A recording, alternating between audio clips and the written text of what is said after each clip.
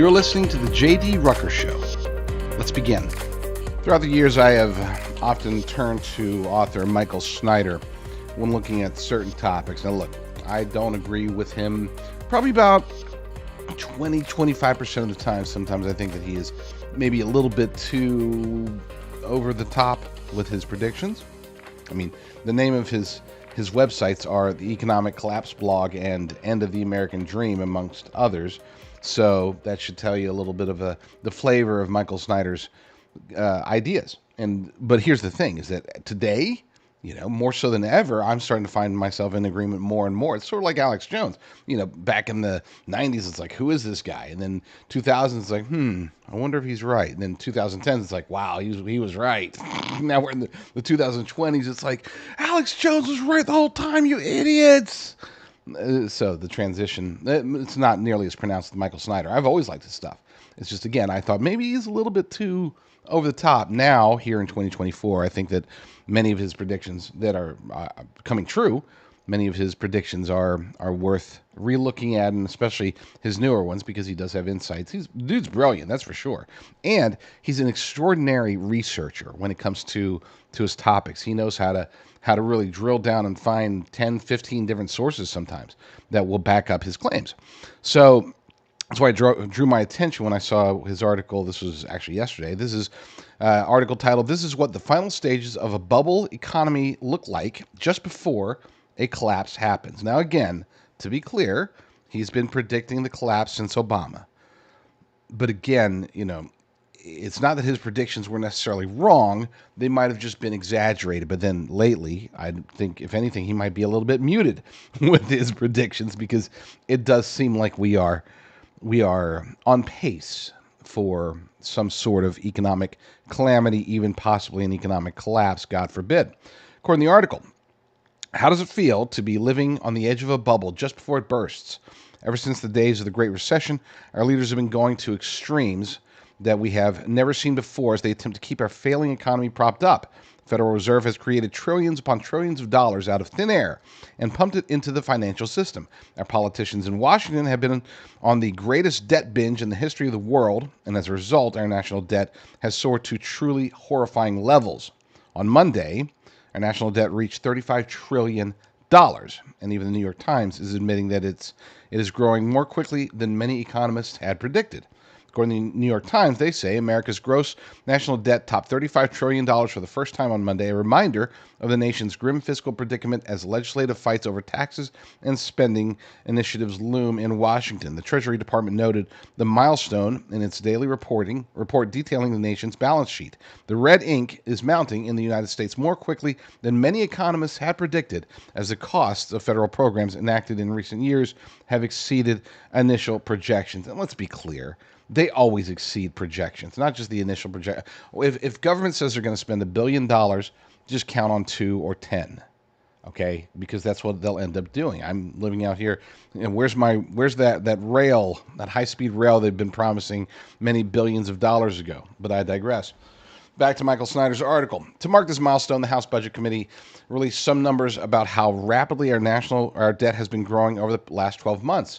$196 billion in new debt per month. I remember when that used to be like a yearly number. $6.4 billion in new debt per day, 268 per hour, $4.5 million in new debt per minute. And here's the one that hopefully will shock some of you. Maybe not you guys, but you can use this number to tell your normie friends who haven't been paying attention. We're accumulating $74,401 in new debt per second.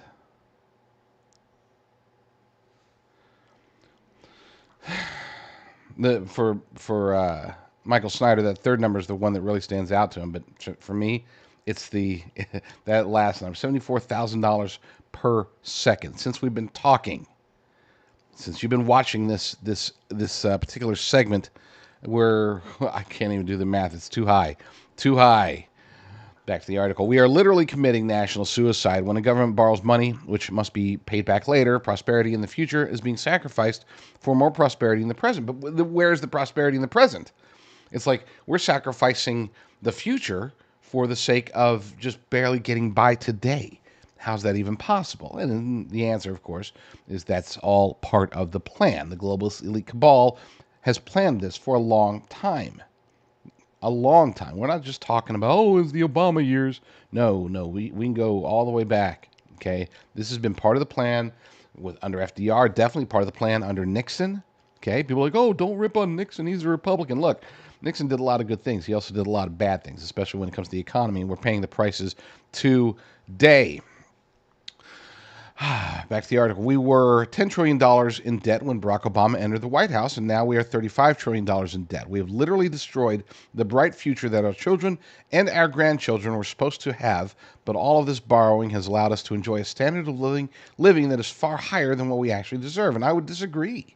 Okay? Well, not the deserve part. We don't deserve the standard of living. We should be under great judgment by now, and I think that we are probably going to be, maybe not wrath. Okay, I'm not saying, oh, he's saying that we're going to be under wrath. No, that's not what I'm saying. But we are going to face some harsh times ahead. And I don't know if it's our generation, probably. It could be future generations, but biblical discussions later. Let's keep with the economic article. Unfortunately, we have reached a point where economic conditions are steadily getting worse, even though our government continues to pile up mountains of new debt. According to the Department of Housing and Urban Development, homelessness in the U.S. has been growing by an average of about 10% per year since the pandemic ended. And that's coming from Center Square. Great publication that not enough people are reading, by the way. It's the centersquare.com. It's pretty much down the middle. Okay, it's as close to unbiased as possible, but if anything, it kind of leans a little to the right, if you know what I mean. Anyway, according to data from the U.S. Department of Housing, that sounded too lewd. It wasn't intended to be.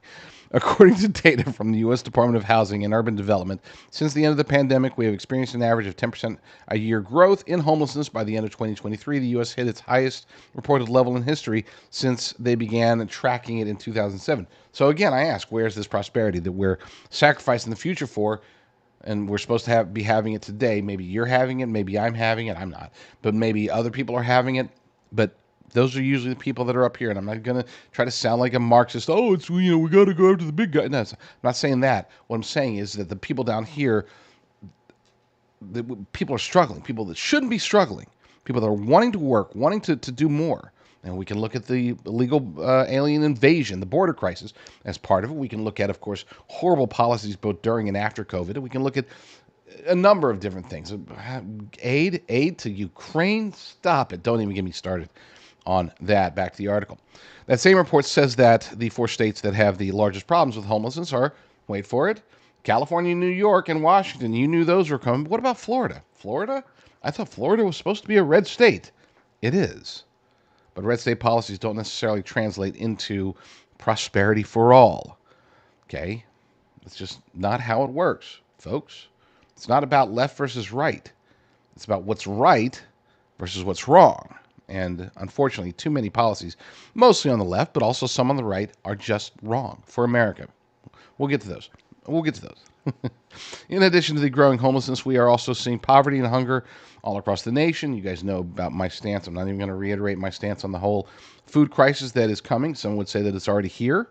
So, yeah. Our national debt has gone from $10 trillion to $35 trillion since Barack Obama first entered the White House, and our economy is still crumbling. This represents an epic failure of historic proportions. We have accumulated the largest amount of debt in the history of the world, and most of the population is still struggling. But all this money has created an immensely painful cost of living crisis. Today, there are 6 major U.S. cities that you will only be able to live a middle-class lifestyle, even though you're making $200,000 a year. I'm old enough to remember, and not as like a child, even as an adult, where $200,000 a year, you're set. I mean, you're good. You can get pretty much whatever you want whenever you want it. You're not rich per se, but you are definitely not barely living a middle-class lifestyle at $200,000 a year, the way that many people are today. Let's see. Of course, the vast majority of Americans will never make $200,000 a year. In fact, most Americans are just barely scraping by. As I discussed last week, one recent survey discovered that 71% of U.S. adults are stressed out about their ability to afford just everyday expenses. Americans most regularly spend money on groceries, phone bills, utilities, gasoline, rent, mortgages. Stuff like that. Grocery bills frustrate Americans more than any other regular expense. Utilities, rent, mortgage payments, gasoline, and insurance payments round up the top 5 most annoying expenses. And look, we're in a state of annoyance today, perhaps. But folks, if we do not get this under control, it's going to be much worse than annoyance. It's going to be tragic. Okay, because here's the thing. I think what people forget, we say, oh, it's the Democrats are destroying inner cities and their soft on crime policies. That's what's causing the rise in crime. That's not the only thing. We have to look at the economic conditions that prompt people. Criminals are going to be criminals, but sometimes non-criminals can turn into criminals out of acts of desperation. We have no other choice. Okay, and I would argue that a man who's trying to support his family, who feels that based upon everything they've tried. They could be an honest man, they could be a hardworking man, but if they're still not able to make it, if they're still struggling, if they still can't pay their bills, if they're facing eviction, if they're facing foreclosure, if they're facing repossession, if they just aren't going to make it, that person, who would generally be a law-abiding person, can be pushed to crime. It's happening every day. We're seeing new criminals born, not because of their desire for criminality, okay, not because of some inherent distrust or disliking for society or just a desire to hurt people. They're doing it out of desperation, and that should not be the case, not in the United States of America. It should never have been the case in the United States of America, but it's growing every day. Are you constantly, back to the article, are you constantly stressed out about your finances? If so, you are certainly not alone. Unfortunately, things are only going to get worse from here. Decades of incredibly foolish decisions have set the stage for a colossal collapse. The bubble we've been riding will inevitably burst, and once that occurs, the consequences will be absolutely excruciating. Here in 2024, red flags are popping up on an almost daily basis. For example, shares of Ford Motor Company recently plummeted by 18% on a single day due to very disappointing results. As conditions get even worse during the second half of this year and beyond, our leaders will attempt to stabilize things by doing even more of what they have already been doing. But that will just make the cost of living crisis even worse, and it will just make our long-term problems even worse. Of course, our long-term problems are rapidly becoming our short-term problems. The entire system is convulsing with tremors, and our bubble economy is slowly but surely heading toward a date with oblivion. Now, again, like I said in the beginning, I don't always 100% agree with Michael Snyder. I think that he does take things perhaps more doom and gloom than I would. Now, I will say this about the economy. Does it look really bad? You betcha it does. It absolutely does. Zero doubt there. Okay. I also, as a Bible-believing Christian, I know that things will happen the way that they're supposed to happen. Okay. We are supposed to fight the good fight. We're supposed to do our part. We're supposed to do everything we can to do God's will. And when I say everything, I mean literally everything. Okay? If we were better at it, then perhaps we would be better off. And I'm not talking about financially better off, by the way, to be clear. We'd be better off as a society if we had more people acting biblically, doing what we're supposed to do. Maybe that wouldn't be the case. Maybe you would have people who are so busy praying that there would be no productivity. And I don't know if that would necessarily be a bad thing, but that's a discussion definitely for another day. Point I'm trying to make is this, is that, yeah, it can seem really horrible. And Michael Snyder says it's basically inevitable. Until the bubble bursts, I'm not going to assume that the bubble is definitely going to burst because I'm not in control. You're not in control. Michael Snyder's not in control. Okay? God is still in control. So if the economy was doing fantastic and God wanted the bubble to burst, it would burst. If the economy is horrible the way it is, but God doesn't want it to burst, then it won't burst. You might say, well, that's fate, double talk. It's like, oh, destiny stuff. No, all I'm saying is this. I'm not trying to, all I'm saying is that you cannot assume something is going to happen until it actually does, which means that we have, as a responsibility, we have to do everything that we can to preserve this economy. And I'm not saying we have to do anything for the U.S. government. No. I'm saying that we need to do what we can. We can't just give up hope and assume that everything's going to collapse around us. We have to prepare for just in case it does, but we also have to continue to fight, to continue to do what's right. And then, if the economy bursts, we should be in better shape than most. If the economy doesn't burst, if the bubble doesn't burst, then hey, we're even better shape. Either way, don't give up. Don't fall to the despair, the anxiety that can be caused by financial strife, because it's going to happen. There's going to be financial strife. There's going to be good. There's going to be bad times. And I just don't want you to be listening to my show and thinking, oh, doom and gloom, it's definitely going to be bad. No, keep fighting. Keep fighting. Keep your chin up. Chin up there, buckaroo. It's not necessarily going to be bad. It looks like it is. You look around and it's like, yeah, it's pretty bad. But don't assume that. Just because things are heading in the wrong direction doesn't mean they couldn't be turned around in a heartbeat, whether through an election, through good policies, through an act of God of some sort. We might be able to see brighter days in the future. I don't expect it, but I wouldn't discount it either. Well, that said, this is a good time to mention my wonderful sponsors over at Genesis Gold Group. And I always say they're not my sponsors, really. They're my partners. I work with them directly. I talk to them every day. And, I know every conservative host has their gold company. Oh, go here and get your $5,000 in free silver or whatever. Look, I don't have a affiliate relationship with them. Okay. When you hear people talking about, especially conservative show hosts talking about gold companies, is because those gold companies pay them money if people buy gold. That's not my relationship with Genesis. Okay. I work directly with them. I don't get, if you were to go buy a bunch of gold from them right now, I wouldn't get a penny. Okay, I wouldn't get a penny of that. That's not how it works. I promote them because they are a faith-driven precious metals company, and you can check them out right now. Right now, literally, go to rumblegold.com. As a matter of fact, we're coming up to a break anyway, so I might as well play the rumblegold.com promo. So stay tuned. I'll be right back. There's a dirty little secret in the precious metals industry.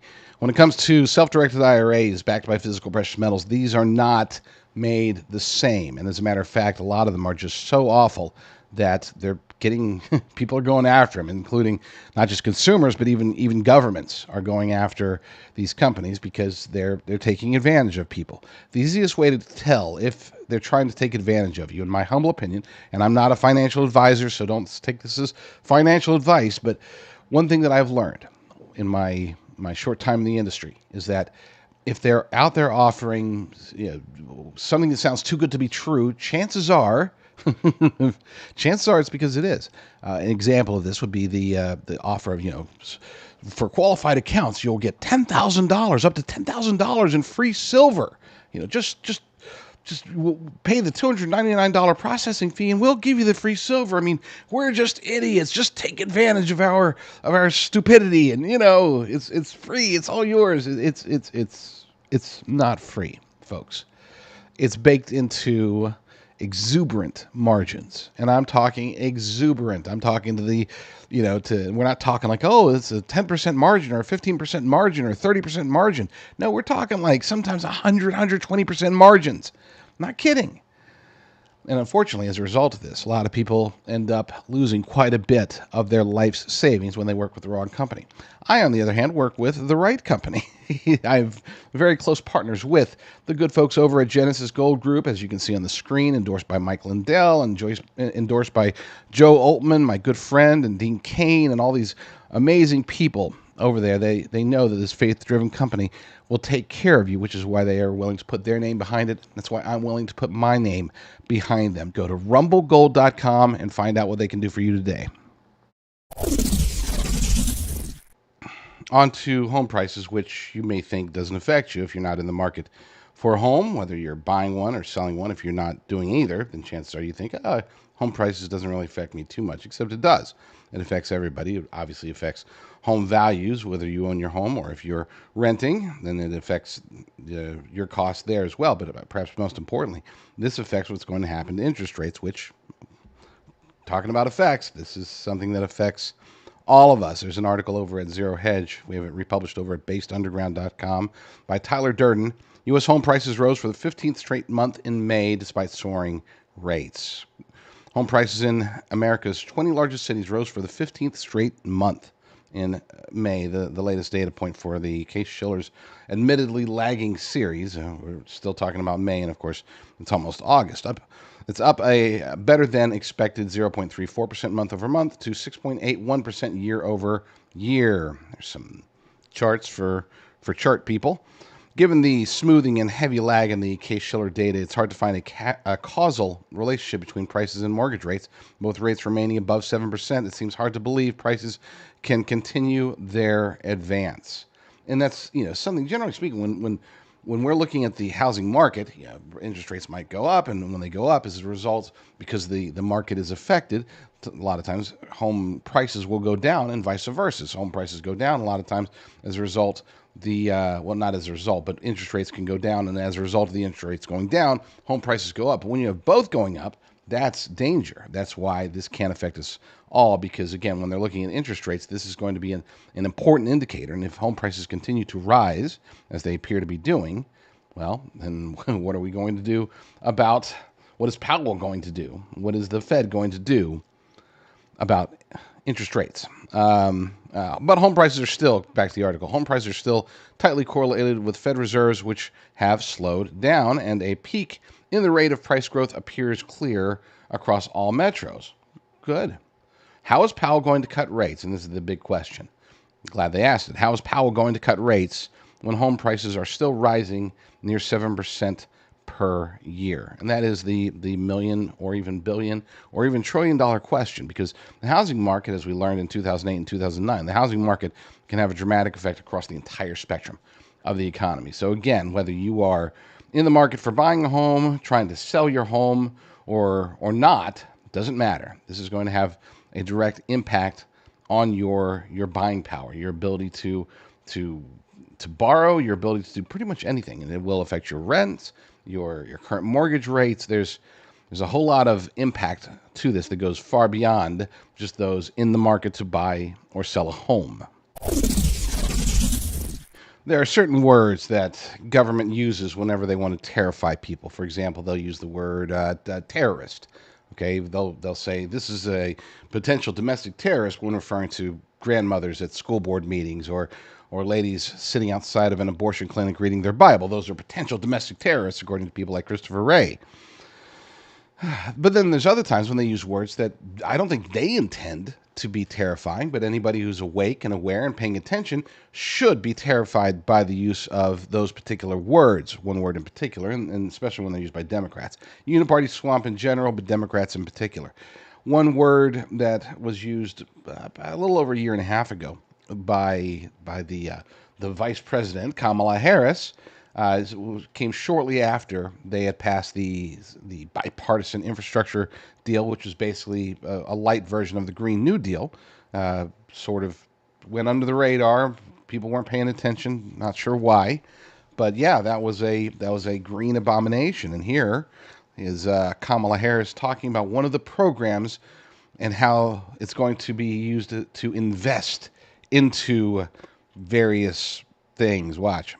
What we're announcing today is a step forward in our nation's commitment to be a leader on these issues, to reduce greenhouse gas emissions, to invest in our economy, to invest in job creation, to invest in building the skills of America's workforce, all with, as that young leader this morning said to me, a goal of not only saving our children, but for them, saving our planet. So what does this mean? Well, nationwide, 400 school districts will receive $1 billion in grants over the next year to purchase 2,500 of these so-called clean buses. All right, $1 billion. That's $1 billion is a lot of money, especially for a program like this. Certainly, it was used wisely, right? Well, we'll see about that. Anytime you combine the climate change hoax with the government's penchant for absolutely wasting taxpayer dollars, and then you put an idiot like Kamala Harris in charge of that, well, things aren't going to go very well. And according to an article over at the Post Millennial, yeah, it didn't go well. Kamala Harris, her $1 billion electric school bus program deployed only 60 buses, 60. Harris took point on the failed program, which she said earlier this year was an investment in their children, their health, and their education. And it didn't really do anything for any of those three things or anything else, other than, of course, affect our own pocketbooks. 3 years ago, Vice President Kamala Harris was tasked with overseeing the U.S. government's billion-dollar investment to order thousands of electric buses across hundreds of American school districts. A new analysis has shown that after spending billions of dollars, only 60 school buses have been delivered, while many school districts have withdrawn from the program. According to the Washington Free Beacon, Harris and EPA Administrator Michael Reagan, through the Clean School Bus Program, used almost $1 billion in federal rebates for 389 school districts across all 50 states to help deliver 2,463 electric school buses. That's great. That sounds awesome, right? However, according to an analysis of federal data by the outlet, a mere 27 of those districts have proven to the EPA that their buses were delivered and that their diesel-fueled buses were taken out of service. That doesn't sound right, does it? I mean, they supposedly delivered 2,463, and yet apparently only 60 either battery electric or low-emissions propane-fueled school buses were actually deployed. Something sounds amiss.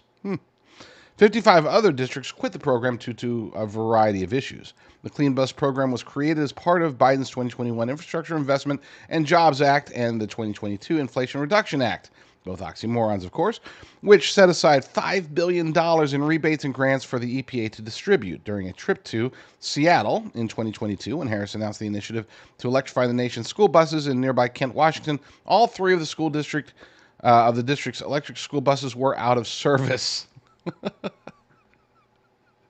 You can't make this up. At the time, a source told the Post Millennial that the district bought 3 electric school buses with the grants that were given out a couple of years ago. All 3 of those buses are out of service today because they cannot get parts for them. They also cannot be serviced by the district's mechanics. Since Harris's initial announcement of the $1 billion worth of grants for 280 districts and a second round of $900 million in rebates for an additional 530 districts, none of those districts have deployed any buses under the program. Harris took point on the failed program, which she said earlier this year was an investment in our children, their health, and their education.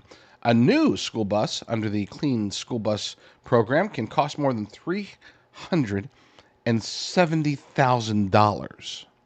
So, my thought: just buy a Lamborghini, and you just get the kids back and forth real quick. You can only take them one at a time, but hey, they'll have fun. They'll learn something. $370,000. That's 3 times the cost of a diesel bus, making the vehicles prohibitively expensive, even with the rebates and grants. Additionally, the new buses have operating issues in the winter, and from what we can tell, they have operating issues pretty much all the time. The EPA claimed in an annual report that the majority of the withdrawals are due to challenges coordinating with electric utilities, sometimes lengthy and costly electric infrastructure upgrades required to install, with electric vehicle supply equipment, or concerns around the maintenance and range of electric buses. Now, look, I'm not a fan of electric vehicles. I think the technology, we're years, if not decades, away from it being good enough to really embrace safety-wise, efficiency-wise. I'm not talking about fuel efficiency. I'm talking, to service them, make them last a long time, get them to drive more than a couple of hundred miles on a charge, make it to where, they're not going to burn down your home and continue to burn for days or even weeks at a time. They're not going to shut down I-15 over this. There's plenty of reasons for me to dislike them. And there's also we're at least years, if not decades, away from having the infrastructure to be able to service them. This push for electric vehicles it's premature. Okay, bottom line, it's premature. It's one thing to put the electric vehicles out there, get them going. That's fine. I'm not against people that want to buy them. I wouldn't, but other people might want to buy them. That's great. But this whole incentivizing and pushing and mandating being done by not just the federal government, but also various states, including my own state of California, that's stupid. Bottom line, it's stupid, and especially when you're putting kids in these. You're forcing school districts to buy them. You say, oh, but they're not forced to. Well, okay, they're pressured. We'll say they're pressured to participate. Not just pressured by government, but they're pressured by the wokesters inside the school district itself. And then, of course, you've got your Karens that are parents that are saying, oh, we want our kids on green buses. Just a total mess. Total mess. And, of course, Kamala Harris is smack dab square in the middle of it. It was refreshing to see Donald Trump speaking at the Bitcoin conference recently, over the weekend, and because I've always been a fan of decentralized commerce, just in general. I love the concept of Bitcoin. I adore the concept and the idea, and eventually, hopefully, Lord willing, the practice of decentralized e-commerce in general. Okay, I would love it if we could just go around and trade in Bitcoin or other cryptocurrencies, not just Bitcoin. Trade in cryptocurrencies, and that would be basically our form of currency. There's only one reason that I don't. I'm not a bull when it comes to cryptocurrencies, and it's because it behooves the powers that be, whether you're talking about the U.S. government, world governments, a globalist government that's quickly forming around us behind the scenes, all of them are in some way against Bitcoin. Now, they utilize Bitcoin. They take advantage of it. They like it. They like the concept of it. Of course, central bank digital currencies are almost certainly going to build on some variation of blockchain that seems similar to Bitcoin, but of course it will be centralized, thus central bank digital currencies. It will be centralized and therefore won't have the same protections that cryptocurrencies have. And that's the only reason. That's it. Okay, if it wasn't for my concern over governments mucking it all up, I would be Mr. Crypto. Okay, I really would be. People say that I'm kind of like a gold guy. That's true. I love physical precious metals. Big fan of them. But that doesn't mean that I'm against cryptocurrency by any means. I just have concerns. Concerns long term. Short term, I think we're going to be okay. But at some point, I do believe that the powers that be will find ways, and they're already working on it. They're not even pretending that they're not. They're already vocally and actively working to instill regulations. Proponents of Bitcoin will say, oh, but they can't. It's impossible. And I say, stop it to those people. It's not impossible. Okay? Ask Silk Road. I mean, literally anything that the government wants, they can figure out ways to get it. They can confiscate, yes, even your Bitcoin, and they could devalue it in any way that they want or prop it up. The biggest reason that I'm a big fan of gold, literally the biggest reason I'm a big fan of gold in particular, as gold and silver in general, precious metals in general, but gold in particular, is because the central banks are buying them. Okay? Look, I might hate the central banks, but I'm not an idiot. I'm not going to sit back and say, oh, well, if the central banks are buying them, then we should avoid them because that means they're bad. It's sort of like, yeah, if it's like if you see a known bomber, okay, somebody who's known to plant bombs, you see them running away from something, you go, well, I'm against the bomber, so I'm going to run towards the area that he's running away from. That's not how it works. So I do have concerns about cryptocurrencies in general. Not enough to dissuade me from getting involved with them. I still do dabble, but I wouldn't put enough into cryptocurrencies that if I were to suddenly lose them all, that I would be crippled financially. That's for sure. It's an article over at u.today. U.today. One letter. You don't see those very often. Even with the longer extensions like .today, you don't see those one letter URLs anymore. Anyway, Bitcoin price crashes as U.S. government transfers $2 billion worth of Bitcoin. To be fair, it's not because of it's a little misleading. That's not why the crash, and I wouldn't even call it a crash. It dropped a lot. But anyway, price of Bitcoin, the largest cryptocurrency by market cap, has crashed to the $67,000 level, according to Bitstamp data. And as a matter of fact, if I recall, I think at least as of right now, Bitcoin is actually dropped. Yeah, no, it's down 65,000 right now. But crashed to the $67,000 level according to Bitstamp data. The price slump came after the U.S. government transferred roughly $2 billion worth of Bitcoin, according to data provided by Arkham Intelligence. Coins that were recently moved by the U.S. government were confiscated from Silk Road, a now defunct dark web marketplace. It was shut down by the FBI back in 2013, with its vast Bitcoin holdings being confiscated. Earlier today, the Bitcoin price came close to the $70,000 level. However, the bulls suffer from another rejection, and it's just been rejection after rejection. It's right there. We've seen now four major it just, we'll see. I mean, it did briefly breach 70,000 at one point, but that was very brief. Question: an overreaction?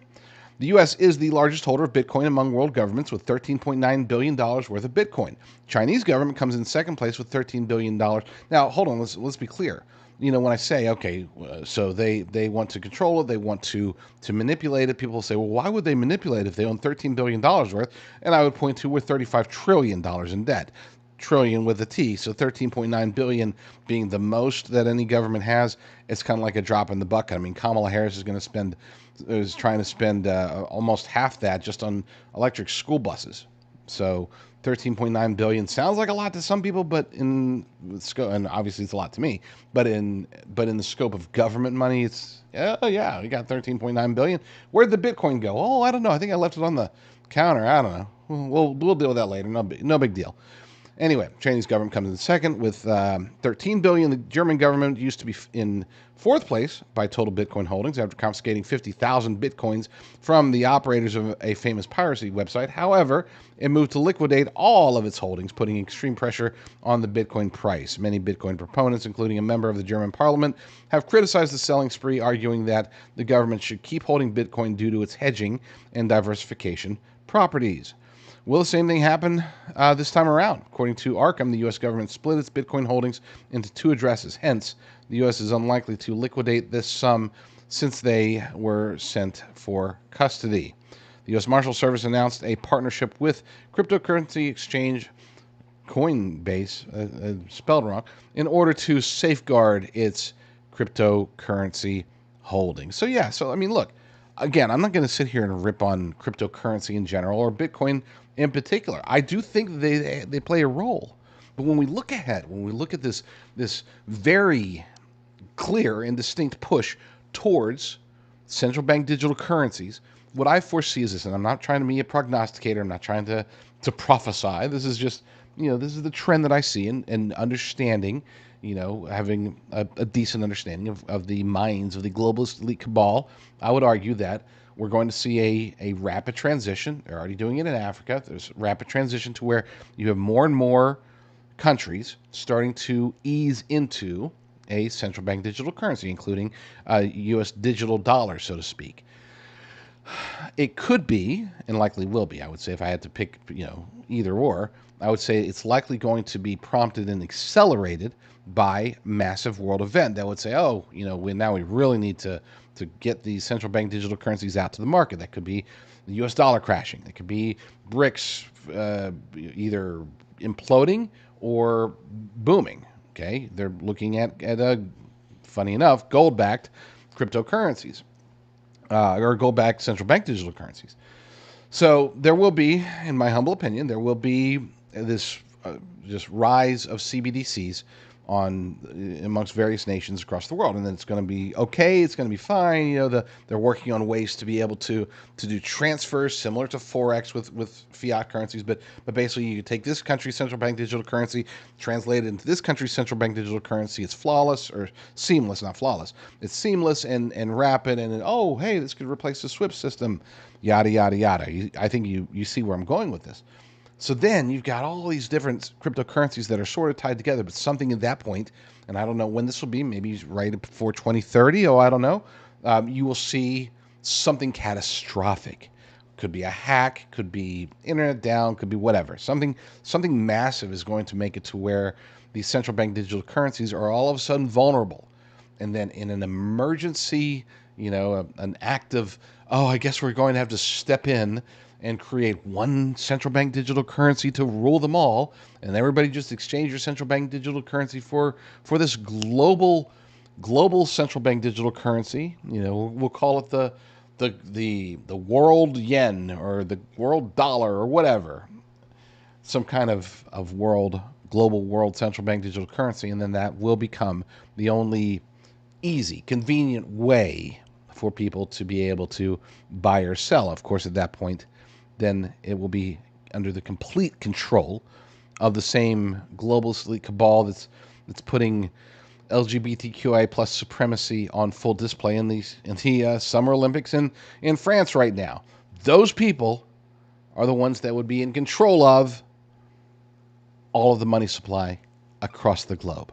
Now, I'm not saying that's going to happen. I'm saying that it very likely could go down like that or in some way similar to that, which is why I say be ready to barter. Speaking of being able to barter, check out this clip about prepper beef. And if you're watching this in July, the July is the last month that we're doing the phenomenal special using promo code Freedom35. That's one word. Use promo code Freedom35 and take full advantage of 35% off. And again, this is only in the month of July, month of freedom, not of weirdos in France. So, and then when we come back, I'll wrap it all up. Owning a company can be hard sometimes, but there are certain benefits that I do take advantage of as the owner of a long-term storage beef company. One of the benefits that I have is that I can use my promo code to give to people and give the best possible discount at any given time. We have discounts that range from 5% all the way up. It depends upon what's happening in the world, what's happening with the beef, what's happening with the cattle itself, the ranching industry. So my promo code is really simple. It's JDR, and I would recommend going and ignore whatever it says up top as far as what the discount is. It's just when you go to checkout, look at the beef, buy your long-term storage beef. It's ribeye, New York strip, tenderloin, all the good stuff. No beef crumbles or anything like that. Go there, use promo code JDR, and see what sort of amazing discount is going on at that particular moment. That is, like I said, it's a fringe benefit, so to speak, of being one of the owners, and I'm very, very blessed to do it. Now, as far as the company itself, this is a veteran-owned company. This is a company that only works with the best American ranchers, the best Texas ranchers, to be specific, out there. Our cattle never comes foreign, and believe it or not, even if it says product of the USA, there's a good chance, especially at the grocery store, that it actually is only a product of the USA, but it's actually imported cattle from Canada, South Korea, Australia, Brazil, wherever, right? It's a long story about how this one industry, just the beef industry, is the only one where you can do that. It's a conspiracy, I tell you, it really is. But but ours is actual Texas born, Texas raised, Texas slaughtered, Texas freeze dried, and then Texas packaged until it gets to you. So don't mess with Texas. Anyway, use promo code JDR. Go check out the site. Make sure to use promo code JDR, and whatever the best discount is at that given moment, you're going to get it. That's my promise to you. So go check it out. Let me actually pull up the site. Makes it easier. Go check it out. We've got again freeze dried. It's New York strip, tenderloin. Got lots of great people out there helping us. All American beef, high quality stuff. No lab grown meat ever. No mRNA jabs ever. Nothing that could kill you, unless you choke, of course. Don't choke. It's a good quality stuff. One ingredient, only beef. We don't even add salt to it, so that it works with just about any diet. Be sure to check it out and use promo code JDR at preparewithbeef.com. That's preparewithbeef.com.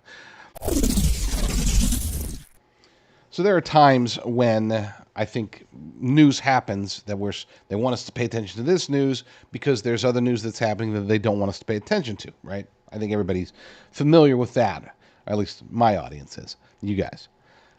Whereas there are other times where I think they save news. They save different concepts or things that they want to roll out. They wait until there is a bigger news story. In other words, that bigger news story didn't happen to cover something up, but since that bigger news story is out there, now they're going to use that as cover for something else that they want to get out there. And I think we're seeing a little bit of an example of that very recently with an announcement this should blow everybody's mind for multiple reasons. This should be like in a regular, normal news cycle. This would have been one of the most talked about stories out there, and it didn't get very much attention. So we're going to give it some attention. The Biden administration suggests, and this is over at Daily Signal. It's by Rebecca Zeleko. We'll go with that. Who's actually with Daily Caller, not Daily Signal, but they republished it.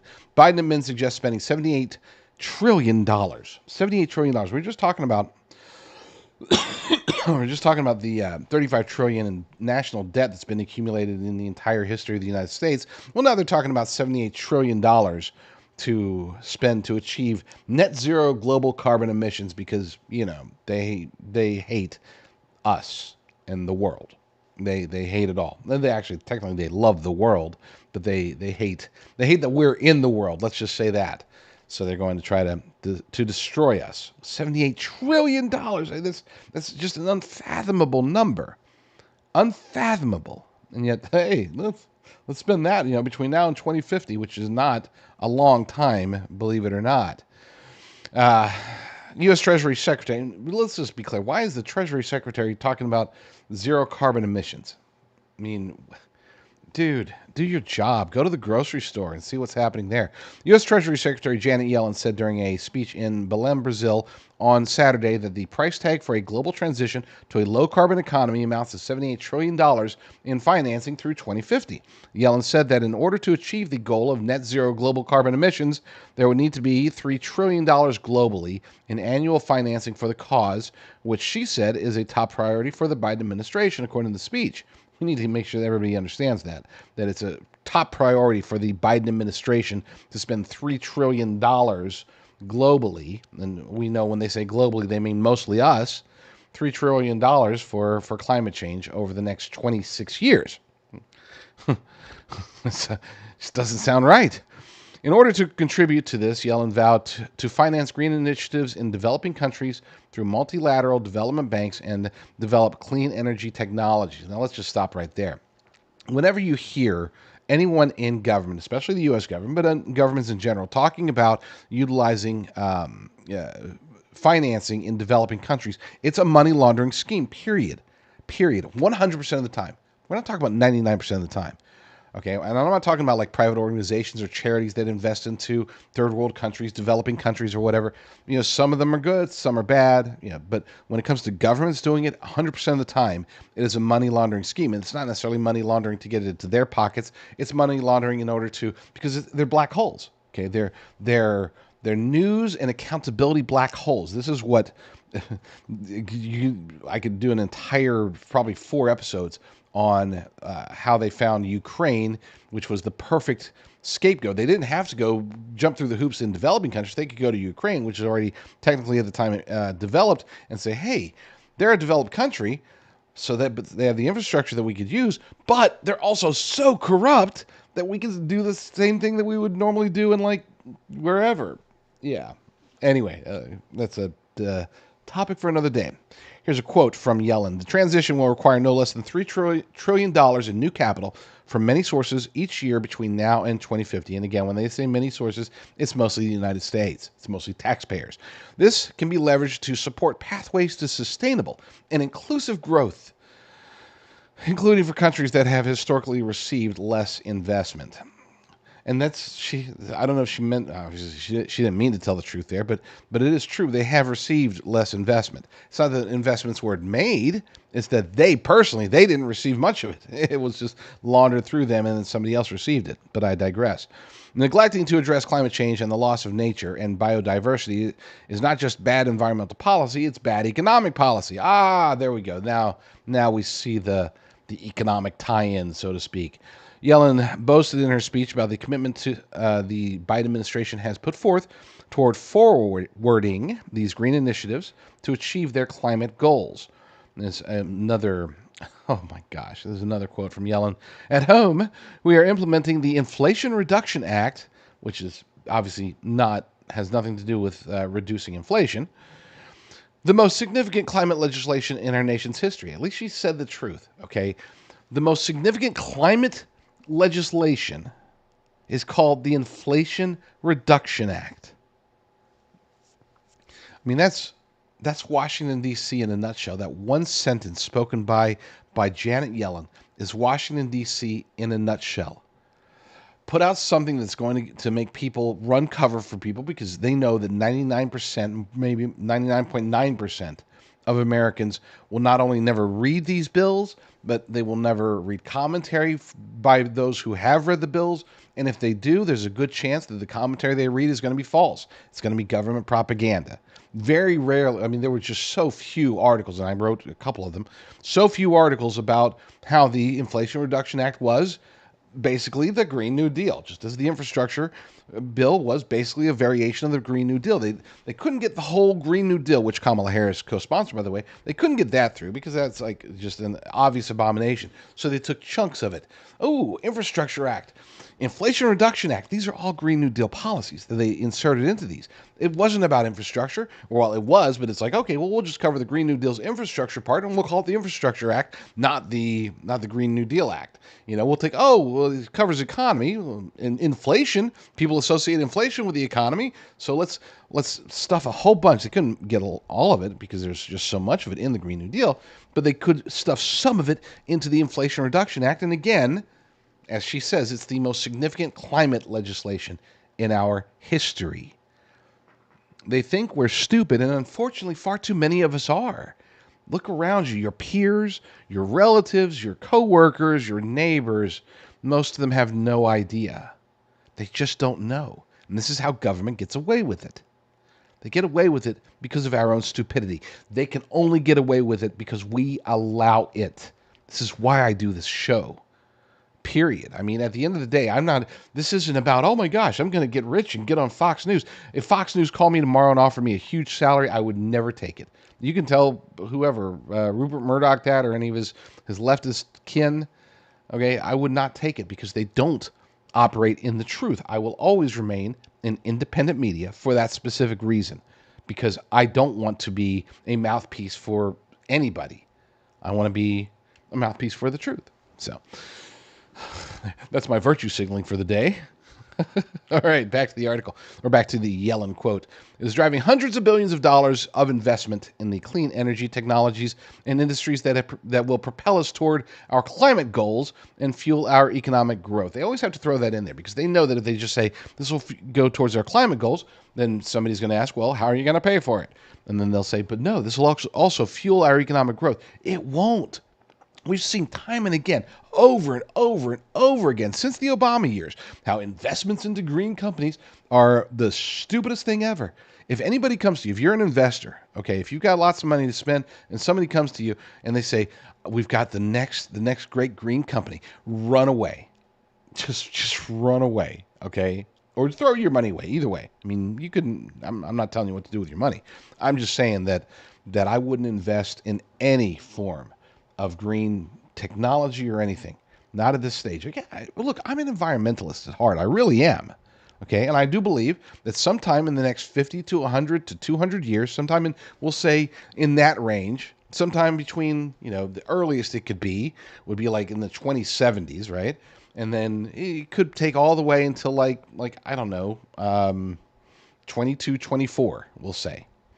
Sometime in that range, I think we will be able to break through from a technological and an infrastructure perspective to where we can truly become, very good at the environment. And when I'm talking about the environment, I'm talking about more potable water, cleaner air, stuff like that. I'm not talking about, let's cut carbon emissions. Let's go to straight solar and wind and chances are it will be nuclear or hydrogen that ends up being that future if we even make it that far, which at the pace we're going, we're not.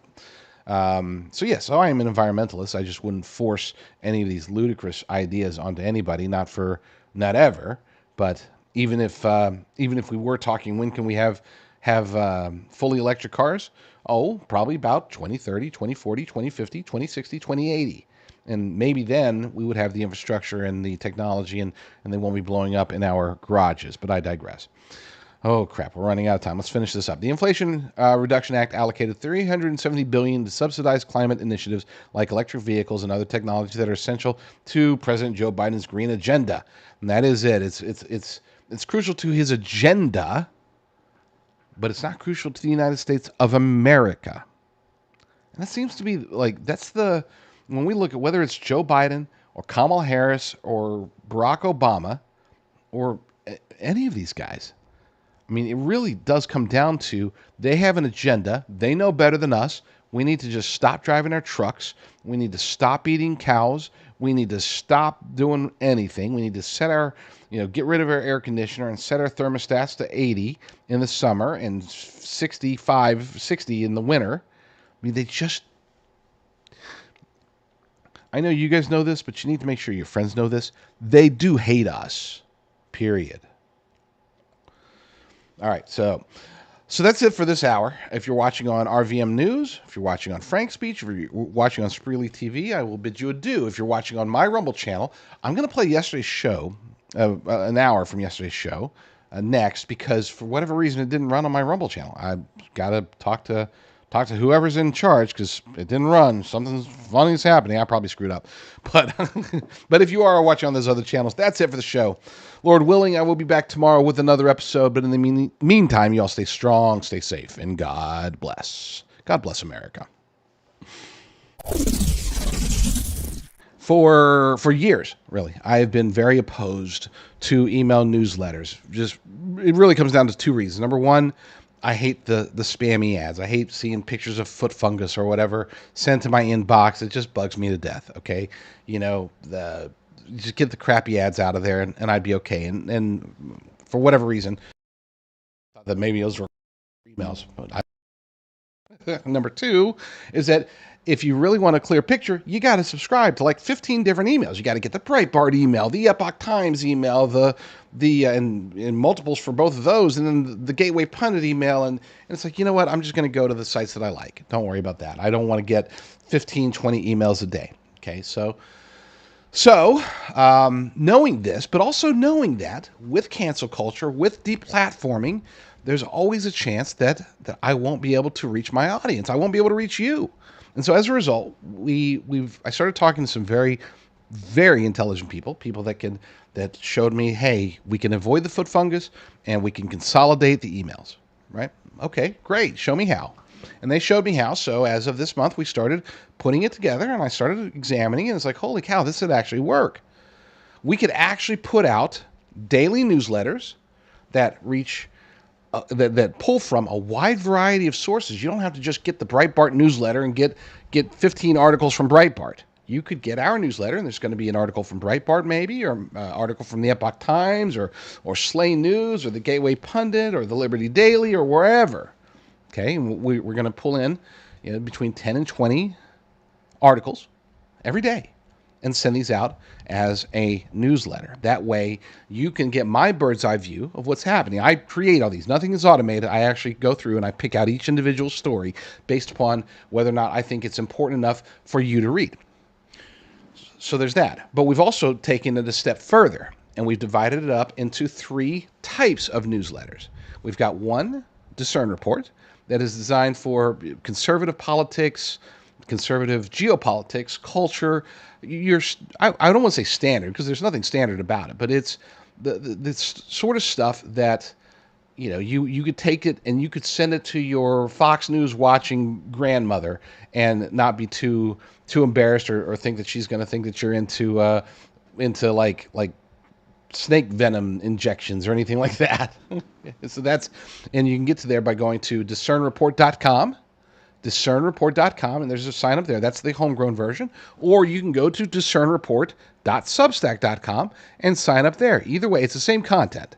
So whether you go there or there, sign up and you'll get that newsletter. So we have newsletter number 2, which is called Based Underground.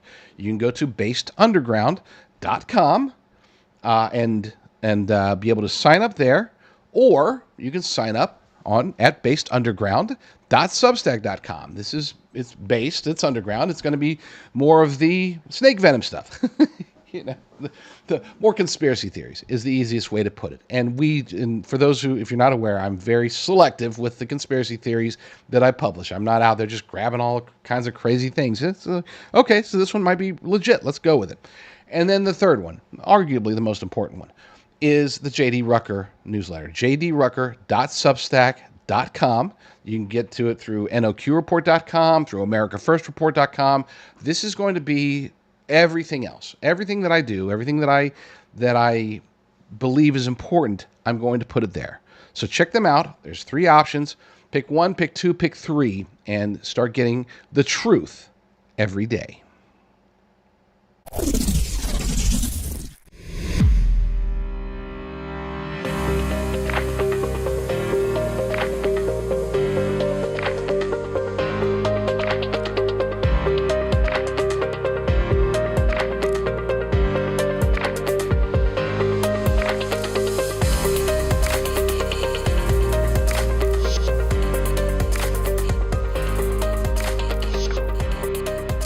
You're listening to the JD Rucker Show. Let's begin. So it appears the Democrats have decided on the narrative that they're going to be pushing regarding vice presidential candidate JD Vance. They're not going after his record. They're not going after his politics. They're not going after really anything about him. To some extent, they're trying to attach him to Project 2025, but even that it's funny. They pull a clip from 2021 to say that he supports Project 2025, which is a 900-page document that came out this year. Democrat logic is illogical, of course, but they have been pushing now since the weekend and now on to this week. They've been pushing 2 words: creepy and weird. That's the narrative. That's what they're going to be pushing. That's what they've decided. You know what? Let's get JD Vance labeled as creepy and weird. Now, to be fair, the strategy itself, okay, the concept of placing a stigma, because that's really what this is about, of placing a stigma on a candidate has been around for a long time, but it was truly mastered by President Donald J. Trump. He's the one that, everybody remembers Crooked Hillary or Low Energy Jeb or Little Marco. That was a good one. Sleepy Joe. Lion Ted, that one worked. I mean, they work. Okay, Trump's nicknames, they just generally work, and so Democrats are trying to go for a combination here, which is sort of odd.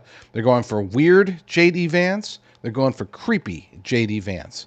Now, it's funny because the things that they're kind of latching onto, as is always the case with Democrats and their attempts to smear somebody, they're pulling everything they can out of context to try to associate JD Vance with some sort of weirdness, creepiness, whatever. They're saying that he's going after women, that he doesn't like cat ladies.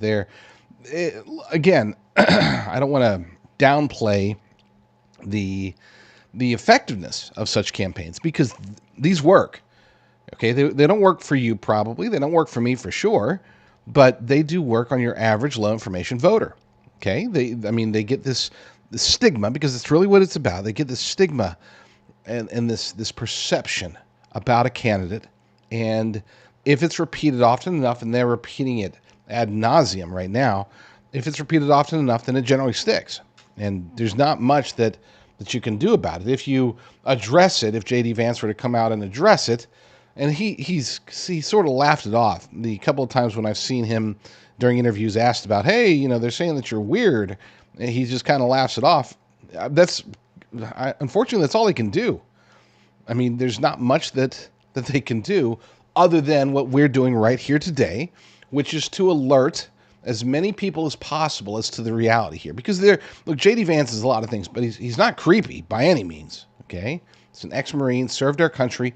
He's never demonstrated any creepiness, and it's funny coming from a party that has people like Joe Biden and Kill List Hillary on their side of the fence. Don't even get me started on Nancy Pelosi. Talk about creepy. Choking me up thinking about Nancy. I'm going to stop. No more Nancy reference. Well, maybe one more Nancy reference later today.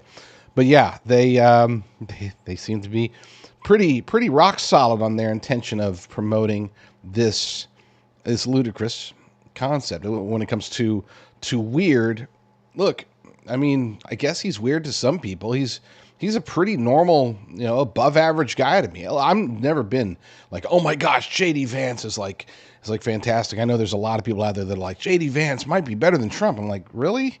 Okay, he might be a continuation of Trump, which is a good thing. As I've said many times, your vice president should not be somebody who is a foil or an opposite of you. Your vice president should be somebody who's in lockstep, because God forbid something happens to the president. You want a vice president that's going to be basically take the policies, take the reins, and just keep going. No changes, nothing. And that's JD Vance does represent that. I think that he is in lockstep with Donald Trump, at least now.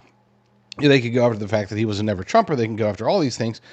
For whatever reason, and I guess, they've got more money into the studies than I do, and they probably have a better understanding of low information voters than I do. I would hope they would. But with that said, this is the narrative that they're pushing. So we're going to have to deal with it. And again, the best way to do that is to make people aware. Talk to people. Be like, oh, I heard that JD Vance is creepy. You'd be like, oh, give me a break. Are you falling for that brainwashing, that indoctrination? It's a stigma. They basically said it with no evidence, no proof, nothing to demonstrate that he's creepy, other than saying that he's against crazy cat ladies. Is that weird? Are you in favor of crazy cat ladies? I don't know. I mean, address it how you want, but the point is we have to inform people. We have to let them know that this is a narrative. It is a campaign strategy. It's not based upon anything other than trying to do whatever they can to diffuse the momentum that the Trump-Vance ticket is currently enjoying. Speaking of creepy, let's hear an example of them promoting the creepy narrative. And it's ironic that they picked, I would say, top 5 creepiest guys in Congress today. They picked Eric Swalwell to promote the creepy narratives. Watch. When it comes to the vice presidential sweepstakes, there's one name that I keep focusing on: JD Vance. He absolutely cannot be the vice president of the United States, and so anyone she picks will be eminently more qualified than a guy who thinks that if you're a single, hardworking woman in America, you should have to pay more in taxes. Again, this is just bizarre, doesn't make any sense. And by the way, if you are single and you meet someone and you want to start a family, JD Vance doesn't support you using IVF to start that family. And say, unfortunately, you start a family and your spouse becomes violent. He has said that he thinks that you should be forced to stay in a violent marriage. So I don't think Kamala Harris is going to pick anyone as weird and creepy as JD Vance. She has a blessing of talented candidates to choose from, and I look forward to hearing from that selection committee soon. Good folks over at Tenet Media put that together. You can always tell because they like purple, and I'll admit, I mean, I like their style. I prefer it to I prefer it to some of the styles that other video channels or whatever are using. You can see it, you can read it. The one thing I don't like is the one that's like, well, they use all white or all black, and depending upon the background, you can't actually really see it. You can always read if you're trying to follow along. And like, let's say you're at work and you don't want to play the sound, but you want to read the words, then good stuff. Okay, anyway. But regarding Eric Swalwell, I mean, there was at least 3 lives that I heard, and I kind of stopped listening. It's hard to listen to that guy for longer than like 15 seconds. He starts to grate in your ears, and it's like, well, he's weird and creepy is what he is, and that's legit. He's not running for anything of importance, so I'm not saying that as a campaign attack or to try to put a stigma on him. He's done that to himself. The dude is legitimately weird and legitimately creepy, but JD Vance is not. Got a pretty decent show. I don't want to say this is a great show because everybody always says, we got a great show, we got a blockbuster show. Today's, I'm going to put it at about average. Okay, we got an about average show today. Thankfully, my shows are always amazing, so being an average show for me means that you're about to see something truly legitimately amazing. Before we get to that, I want to give a brief shout out to my good partners over at Genesis Gold Group. Be sure to check them out at rumblegold.com. If you have a retirement, you have wealth that you want to protect with physical precious metals, you can contact Genesis Gold Group at rumblegold.com, and you'll be able to get it all set up for, they'll walk you through it, how to do a rollover or a transfer into physical precious metals, and they won't do any cons or anything like that, such as offering you $5,000 or $10,000 or $15,000 in free silver, because folks, I hate to be the one to tell you this, But when they started offering that, it ain't free. You're paying for it in the back end. You just don't know it. You just don't know the metals that you actually do buy. They just tack on the cost. That's it. Don't worry. Yeah, you're going to be paying. Anyway, you get the idea. So check them out, rumblegold.com. There was, I would say, not breaking news, but interesting news over the weekend that popped up. The CIA, the deep state, decided to address something that I didn't even know was an issue, but apparently it was, because they decided to come out and say that the Trump shooter, Thomas Michael Crooks, was not a subject of the MK Ultra program. Now, for those who don't know what MK Ultra is, I'm not going to tell you. Just look it up, because it's a rabbit hole, and I don't like rabbit holes. Okay? Oh, I lie. I do. I actually love rabbit holes, but I don't like spending a whole lot of time on the show going down rabbit holes. I prefer to just go down the rabbit hole myself and then just report back the concise version to you. But according to this article over at modernity.news, CIA denies Trump shooter was subject of MK Ultra project. Only makes people believe he was. And the brilliant Steve Watson, of course, he's got away with things, with words. He's good at words, like Steve. According to the article, the CIA has actually taken time to issue a denial that would-be Trump assassin Thomas Matthew Crooks was part of an infamous agency mind control program. In the wake of a lack of information on Crooks' background and an empty social media footprint, along with a plethora of unanswered questions regarding his whereabouts and activities on the day of the shooting, speculation is now rife that he was some sort of patsy to the forces that want Trump out of the picture. Many have suggested that Crooks may have been MK Ultra'd, referring to a mind control experiment conducted by the CIA between 1953 and 1973, where an agency used psychoactive drugs and sensory experiments on subjects in an attempt to control their behavior. Now, this real quick side note before, let's be clear. The CIA and other intelligence agencies across the globe, but particularly the CIA, and whoever they're, any shadow versions of the CIA that we know nothing about, they are definitely still engaged. This did not end in 1973. It just went underground, further underground, deeper underground than we can ever find. They have been working on mind control since the 50s, and they have never stopped. Okay? This has been, I would argue, one of their top 5 most important projects. And for all we know, if I were to guess if they've truly mastered mind control by now, I would say, yeah. I'd say probably an 70-80% chance, at least to some extent. I'm not saying that they have like a joystick and they, walk to the left and turn around, and they might have that. But no, I'm saying they have, they're able to put suggestions, invoke emotions, stimulate parts of the brain that might make somebody more passive or might make somebody else more aggressive, maybe tickle certain parts of the cerebellum that make a person react in a certain way, or that could make them confused, or there's no telling. And could it be chemical? Sure. Could it be radioactive? Absolutely. Could it be, just in the airwaves? And I know a lot of people talk about 5G as a way of mind control. Could be. Could it be part of the mRNA vaccine thing? You betcha. It could be any of these things. It could be all of those things. It could be none of those things. I don't know. I used to watch Art Bell back in the days when Coast to Coast AM was still good. And I say watch, listen to Art Bell. And he would have guests on that would talk about various types of mind control. And it always went back to the CIA. It always went back to extensions of MK Ultra. Bottom line is that we can say with a fair, I would say not certainty, but with a high probability that at least some version of mind manipulation is definitely within the technological abilities of certain agencies. I think that's clear. Now, whether or not they use it, how they use it, when they use it, who they use it on, I couldn't tell you. Maybe it's everybody, maybe it's nobody. It's probably somewhere in between. Maybe I'm controlled. Would I know if I were? Could you see it in my eyes? Am I suddenly a deep stater? No. I wear my tinfoil hat very, very tightly when I see that CIA van parked outside. Anyway, see, I told you I don't like going down rabbit holes. Back to the article, though.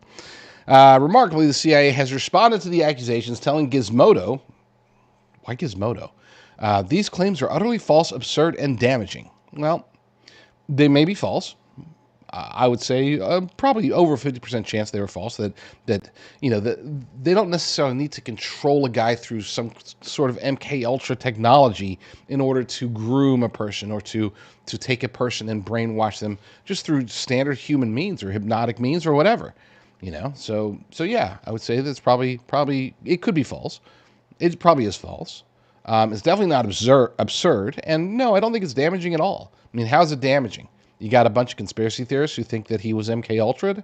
That's not damaging. They're going to think that either way, and if they think it, then that doesn't affect anything. If they don't think it, it still doesn't affect anything. So I'm not sure what they mean by damaging. Back to the article. The statement adds that the CIA had no relationship whatsoever with Thomas Crooks. Now, lest we forget, the CIA is literally in the business of lies. I mean, that's what they do. So anything that they ever say to anybody at any moment, it could be a lie. As a matter of fact, I'd argue that it almost certainly is a lie to some extent. They would never tell the whole truth. Oftentimes, they never tell any of the truth, and they try to, sometimes they'll sprinkle in some of the truth, but if they do sprinkle in some of the truth, it's only to give credibility to the lies. That's how they operate. That's how they have operated for decades. It's not just them. Okay, the intelligence community deals in information. People think that it's all about, got to send James Bond in to assassinate somebody. That's part of it, of course, but that's a very, very, very small part. A lot of it is in collecting information, utilizing that information, and controlling people. Sometimes not even through mind control. Sometimes it's just a matter of, hey, dude, found the porn on your laptop. It'd be a shame if that were to come out. Why don't you just do what we say? Hey, we got the Epstein tapes. Why don't you just do what we say? And as I think most in my audience know, there's at least a 90% chance that Jeffrey Epstein and Giselle, whatever was Maxwell. Gosh, how did I forget her name? It's actually been so long since I've talked about her. Ghislaine? Is it Ghislaine? Gosh, it's a weird name, weird spelling, weird pronunciation. Maxwell, his lady friend. There's at least a 90% chance that one or both of them were working for the CIA or Mossad or both. So, the deep state's control is manufactured. It's not granted. It's not given out. It's not willing. People don't just say, hey, deep state, take control. It's always like, hey, you're in the clutches of the deep state. We control you now. We own you now. Funny, true story. I did actually talk to somebody who at one point, this was just over the weekend, I talked to somebody who at one point I had thought was part of the deep state. Okay, a deep state shill.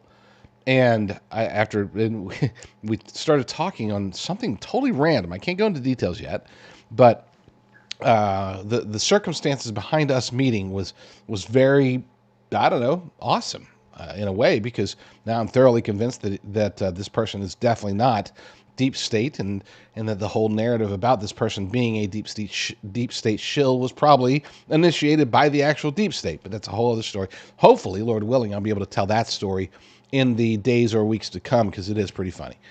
Okay, back to the story.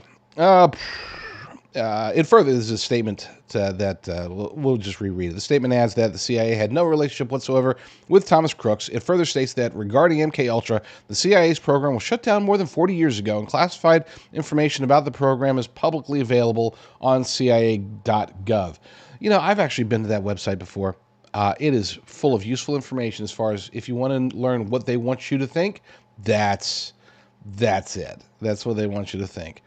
Unfortunately, trust in the intelligence agency is at such a low that anything they say just makes people believe the exact opposite. And that's true. And that's probably, we have to be very careful, by the way, because it's kind of like playing a game of, what is it? Not chicken. What's the game where you put down the cards? Anyway, it's sort of like playing a game of BS. That's what it's called. I don't know if there's an official name for it, but where, anyway, you probably understand the type of game that I'm talking about, where you're trying to represent your hand, and sometimes, there are times when even being known as a liar can be a benefit. You just tell people the truth and they'll automatically assume that it's a lie. The CIA is very good at this stuff. They're not as great, I think, as a lot of people give them credit for. They do make mistakes. They are vulnerable in some ways. And that's natural because they become so powerful. So they have so much control over so many people that they get sloppy. It's just part of human nature. Okay, they start to get a little bit maybe too bold, too aggressive, they stick their necks out a little bit too far, and sometimes they do get cut. And when that happens, that's when what they would consider to be bad things, but I would consider them to be good things, that's when that kind of stuff does take place. Let's take a quick break. When we get back, talk about Kamala being a communist. We'll talk about, of course, the Paris Olympics. How can we not talk about the debacle of an opening ceremony?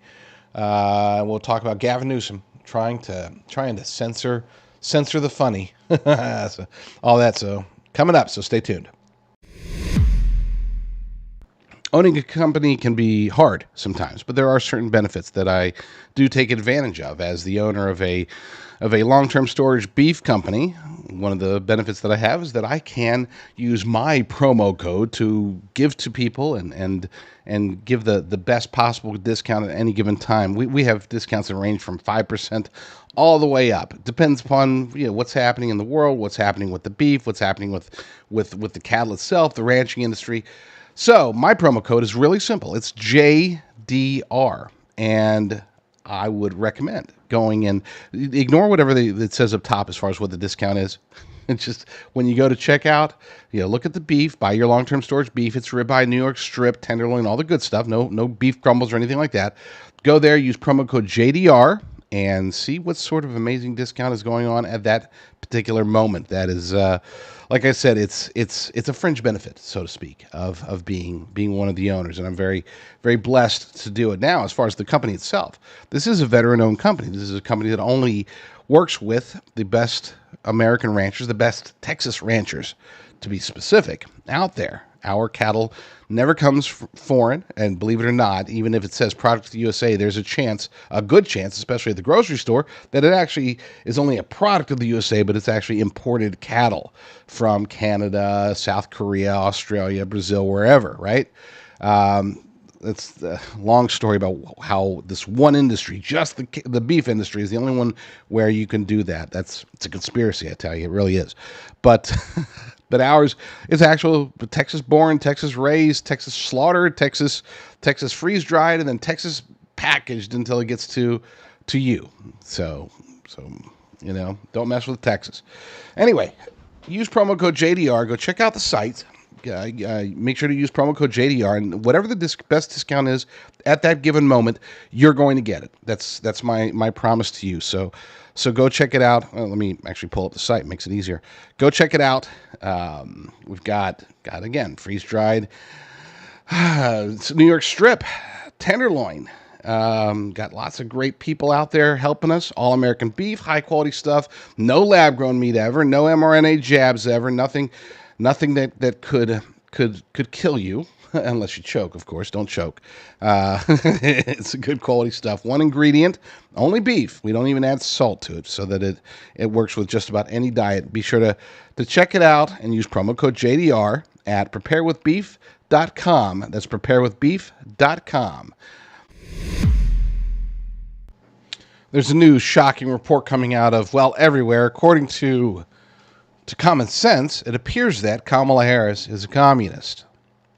I know that's probably not as shocking to some of you as it is to others, and maybe it's not shocking to anybody. Maybe people are really starting to wake up to the idea. That they know it. They being the Democrats, Kamala Harris's own campaign, they are doing everything they can to erase the past, to erase everything that she said, to say, no, she wasn't the border czar. She was totally not in favor of defunding the police. They're taking this out of context. She didn't support that Minnesota felon fund or whatever it was called, where they bailed out people who would then commit violent crimes. She didn't do any of that stuff. No, she's not all super mega ultra in favor of she didn't co-sponsor the Green New Deal or anything crazy like that. That would make her a communist, and she's not a communist. She's just anti-Kamala.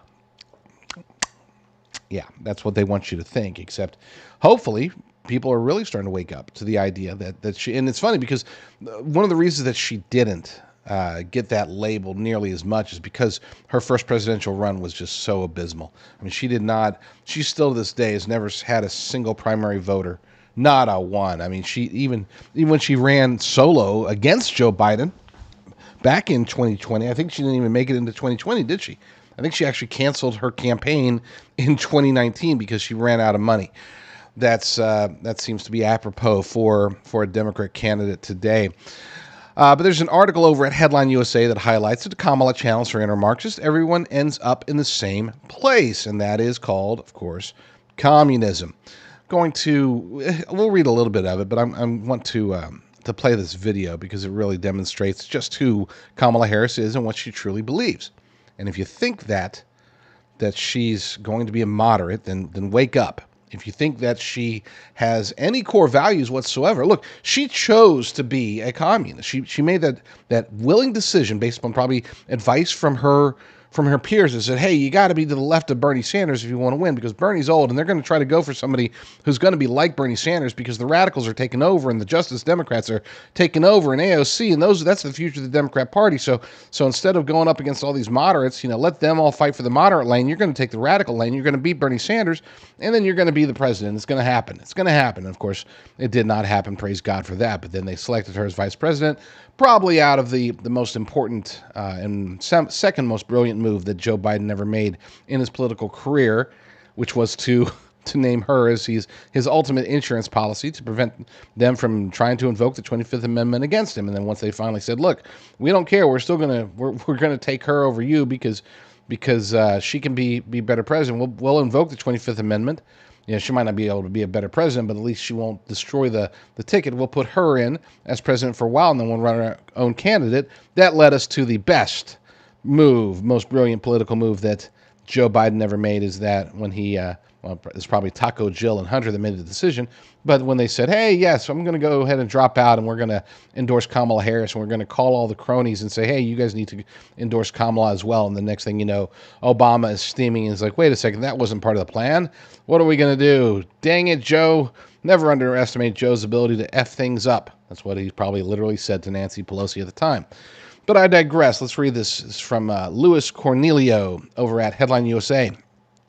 Vice President Kamala Harris has recently used rhetoric reminiscent of Karl Marx, the author of the Communist Manifesto, in her attempts to define equity. A video compilation shared by the conservative page End Wokeness on Friday showed Harris discussing the concepts of equitable distribution and everybody ends up in the same place. I'm going to have to, we'll get to Karl Marx in a second. Though these remarks came as Harris explained the difference between equality and equity, and why the latter is needed in public policy. Some quotes. You know what? Let's just play the video itself. It has to be about a goal of saying everybody should end up in the same place. And since we didn't start in the same place, some folks might need more. Equitable distribution. Giving resources based on equity, understanding that we fight for equality, but we also need to fight for equity, understanding not everyone starts out at the same place. So there's a big difference between equality and equity. Equality suggests often everybody should get the same thing.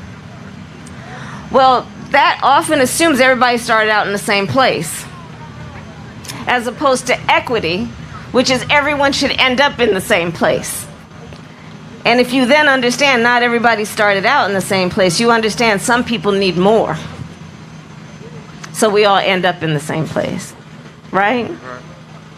We are proud of the fact that equity is one of our guiding principles. Proud of the fact that we understand equality is important, but not everybody starts out on the same base. We see that people in our country are having an experience that is not equal. So when we talk about the work we are doing here together, it is recognizing that and being guided by this principle of what we must do in the spirit and in the interest of equity. to put equity firmly at the center of our economic policy. But no, if you look at the reality of who will benefit from certain policies, when you take into account that they're not starting at the same place and they're not starting on equal footing, it will directly benefit Black children, Black families, Black homeowners. So in other words, Kamala Harris is saying, from each according to his ability, to each according to his needs. In other words, these famous words spoken by Karl Marx written by Karl Marx back in around 1875, really reverberated, and it's happening. It's happening. This is what we're seeing already. We don't even need Kamala Harris in the Oval Office to see that this mentality is already taking over across the board here in the United States of America and across Western society in general. And that's part of the plan. That's always been part of the plan. This is why Klaus Schwab and Henry Kissinger got together in the early 70s with the Club of Rome and decided that this is how they're going to push it. But they're not going to push it in this Marxist format. They're going to use neo-Marxism and cultural Marxism to attack and destroy Western society so that they can then usher in their 10 regional powers that they can control from a central point, very reminiscent, of course, to prophecy in the Bible. I don't know if they were taking that into account or if they were inspired by the Prince of Darkness himself. But somewhere along the lines, their plan seems to match pretty nicely with what the Bible says is going to happen. So buckle up, folks. I'm just saying. I am just saying. So yeah, we're seeing the seeds of communism. Well, I shouldn't say seeing them being planted. They've been planted for a long time here in the United States. Now they're getting nurtured and watered and fertilized. You got people like Kamala Harris and Eric Swalwell and even Joe Biden and Barack Obama crapping all over the place to fertilize their seeds of communism that are now sprouting forth here in the United States of America. We never thought it could happen. Anybody who grew up in the 80s, communism was pure evil. I mean, even the left, even Democrats thought, oh, communism, that's bad stuff. At least that's what they pretended to think back then. It wasn't until Barack Obama and the rise of, maybe it's not so bad. Maybe we just need to give it a try. Maybe it's never truly been tried. Well, they tried it in Venezuela. They've been trying it in Venezuela. Now they can't get out of it no matter what happens. As many of you know, Nicolas Maduro had a victory yesterday, and now that victory, which was clearly false. I mean, there was like a 34. The exit polls showed that he was 34 points down. Exit polls. We're not talking about previous polls. We're talking about exit polls. People going to the ballot box, filling out their ballot. They leave. Wall Street Journal asked him how they voted. 34 points he was down, and yet somehow he allegedly wins by 7 points or something like that.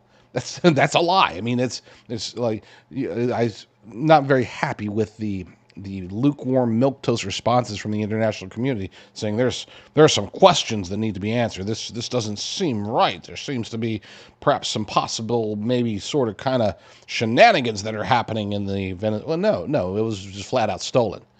I always say you can vote socialism in, you just can't vote it out, and there's no way that Nicolas Maduro is going to allow something as dumb as an election get in his way. And we are facing the exact same thing. You might say, oh, but we're not Venezuela. Yeah, we're almost there.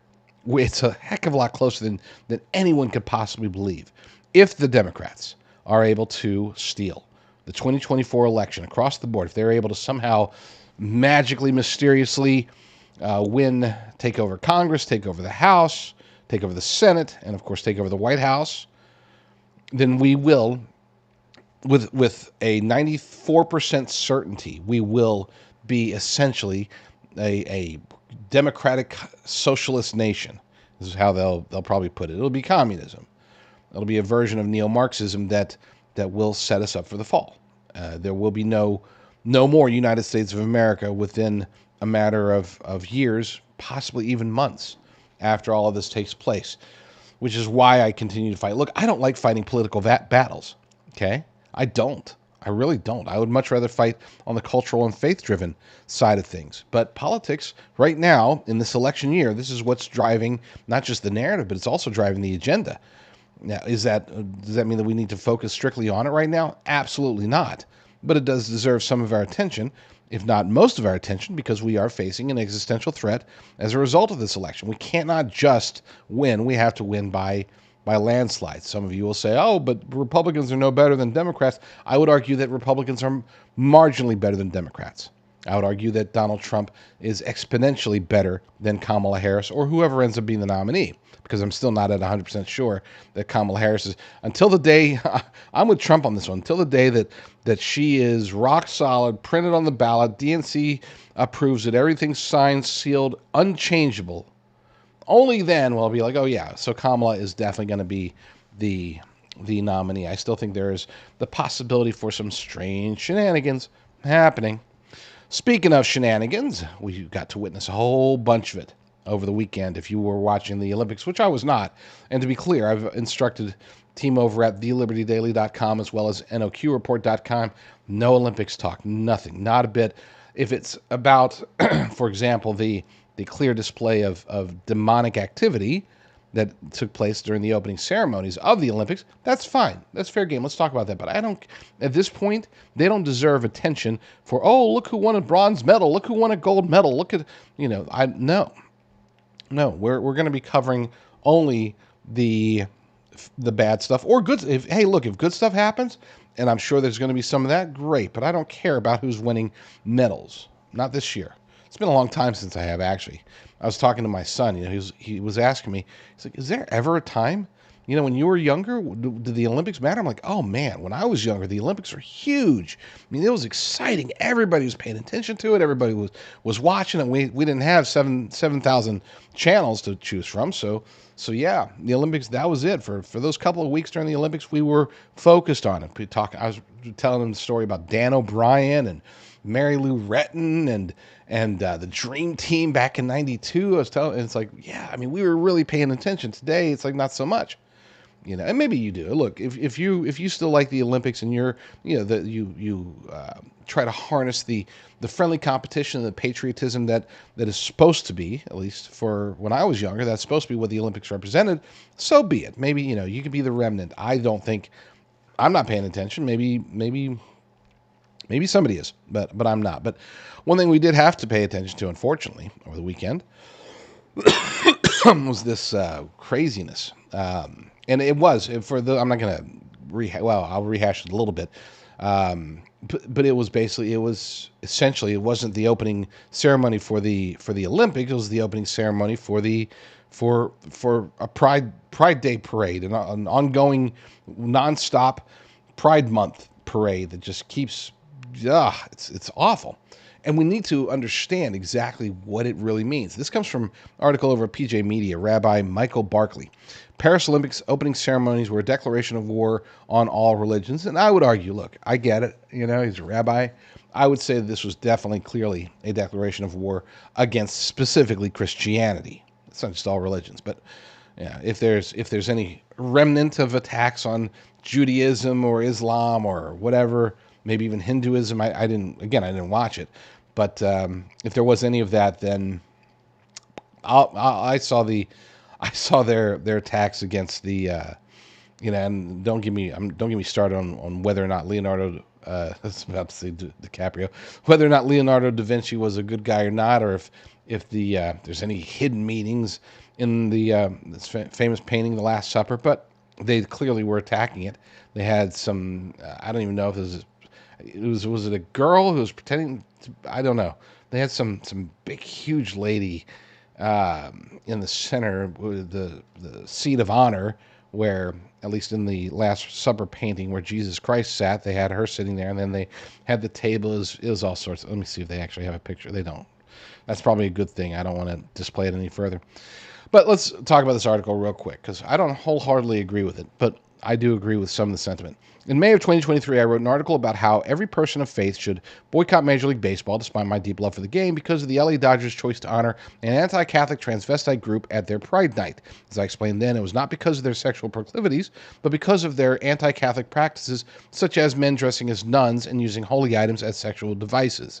General Michael Flynn, Steve Bannon, and Catholics for Catholics used the article as a rallying cry to have a demonstration at Dodger Stadium that was a powerful expression of people of different faiths, including the author, standing up for each other against the war on all religions. Athletics are meant to be clean of political agendas. They are meant to be an opportunity to show the excellence and potential of humanity in the physical form. And yet, we must now all confront the same issue within the greatest sporting event in the world, the Olympics.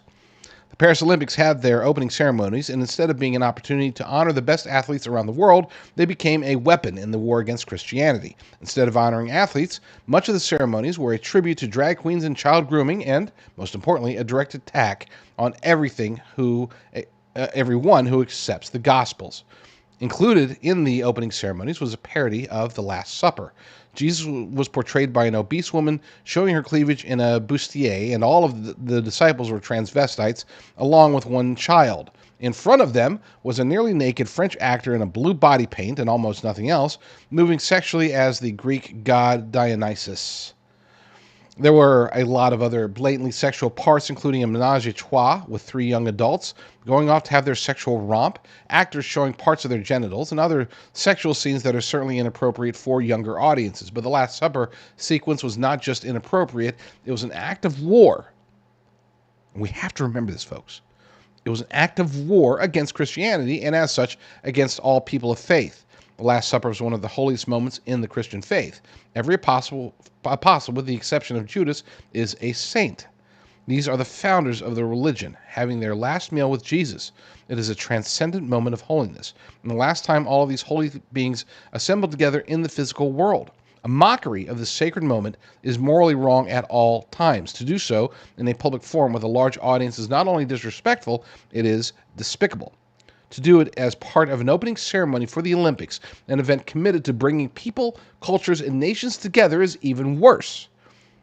It is the conscious use of depravity against the holiness of God. And again, folks, I cannot stress this enough. Look, I said I didn't agree with that. I'm not even going to get to the parts that I disagree with. I'm just going to say this, he's absolutely correct, 100% correct. This isn't just, they're just being silly. They're just out there doing their thing, being silly. Oh, look at the transvestites pretending to be apostles. No. This was a deliberate and extraordinarily aggressive attack against the Christian faith. It was a declaration of war. Not that we need it anymore, because we've already seen dozens, hundreds, thousands of them over the past decade. But this is them saying, they were giving the middle finger, multiple middle fingers, as many middle fingers as they could muster. They were saying, your faith is folly. We spit on your faith. We spit on your God. We spit on your beliefs. And the funny part is, one of the local, not local, I don't know if it's a French thing or a Parisian thing. It's city-based or state-based. I don't know. But the dominant LGBTQIA plus supremacy group of activists in the area, they actually came out and said, yeah, it was a start, but they didn't really, it's just we're really starting to get into the equity and equality aspect of for trans people, and it didn't go far enough, is basically what they were saying. Look, people can do what they want to do. I'm not going to sit here and judge individual people based upon what they do in the privacy of their home or what they do wherever, as long as they're not doing it. Just as I wouldn't want to engage in any sexual activity with, as a heterosexual man, I wouldn't want to engage in any sexual activity in public with anybody else, especially if children are watching. Nor do I want to see that or allow that to be seen in public, but from anybody. I don't care what sort of protections these and they're freaks, okay? I'm not saying, but to be clear, I'm not saying that everybody who commits sexual sin is a freak. Those people were freaks, okay? They are freaks. I'm not trying to say that in like a attack on JD Vance way. Oh, it's creepy and weird. No, they're legitimately there's a mental sickness there. There's a demonic sickness there. Let's go to break. When we get back, gosh, I only got to one story. When we get back, no, I got to two stories. Good. When we get back, I'll finish off the hour, and we'll be good to go. All right, let's play a little Jeopardy here. The answer is this bar.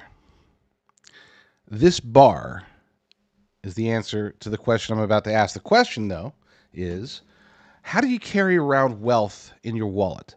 How do you make wealth that's portable, that you can break apart because it's perforated, that you can use for emergency situations as a way to have essentially wealth in your wallet? Well, that's why we have the Prepper Bar, and I'm very excited to introduce it to you.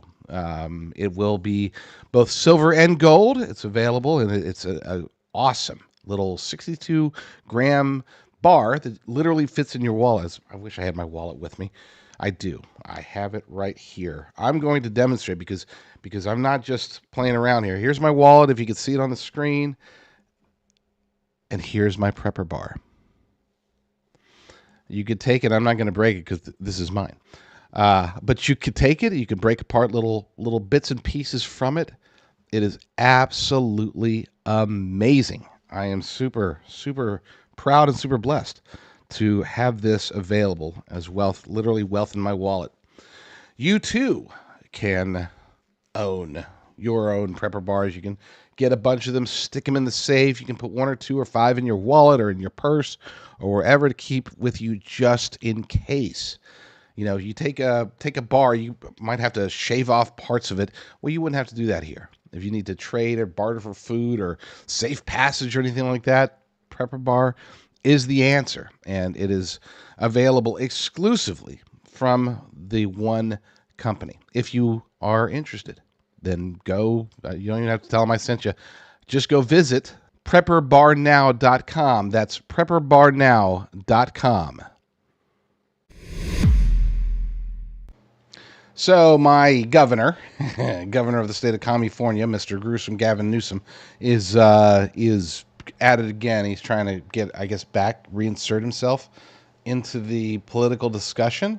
Obviously, he cannot be the Kamala Harris's vice president because he's in California, she's in California. There's this thing called the Constitution that prohibits the vice president and president from being from the same state. I've never actually understood that one. Maybe some of you constitutional scholars can enlighten me. I'm not sure why that is the case, but so be it. You know, it's still there, so we still have to abide by it. If we want to change it, we need a constitutional amendment. So, speaking of which, I'm not going to talk about it today, but the push by Joe Biden to have a constitutional amendment that basically changes and nerfs the Supreme Court is ludicrous. The only reason I'm not going to talk about it is because it just can't happen. It won't happen. It's not going to happen.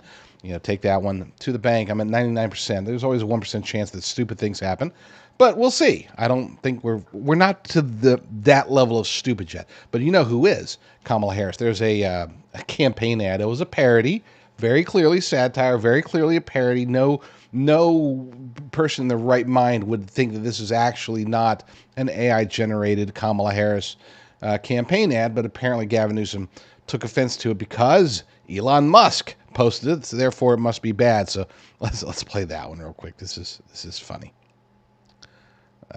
Maybe it is. Is it? I do have it. I, Kamala Harris, am your Democrat candidate for president because Joe Biden finally exposed his senility at the debate. Thanks, Joe. I was selected because I am the ultimate diversity hire. I'm both a woman and a person of color. So if you criticize anything I say, you're both sexist and racist. I may not know the first thing about running the country, but remember, that's a good thing if you're a deep state puppet. I had 4 years under the tutelage of the ultimate deep state puppet, a wonderful mentor, Joe Biden. Joe taught me rule number 1, carefully hide your total incompetence. I take insignificant things and I discuss them as if they're significant. And I believe that exploring the significance of the insignificant is in itself significant. Talking about the significance of the passage of time, right? The significance of the passage of time. So when you think about it, there is great significance to the passage of time, and there is such great significance to the passage of time. Another trick is trying to sound black. I pretend to celebrate Kwanzaa, and in my speeches, I always do my best Barack Obama impression. So hear me when I say, I know Donald Trump's type. And okay, look, maybe my work addressing the root causes of the border crisis were catastrophic, but my knowledge of international politics is truly shocking. The United States shares a very important relationship, which is an alliance with the Republic of North Korea. It is an alliance that is strong and enduring. And just remember, when voting this November, it is important to see what can be unburdened by what has been. And by what has been, I mean Joe Biden. Do you think the country went to over the past 4 years? You ain't seen nothing yet.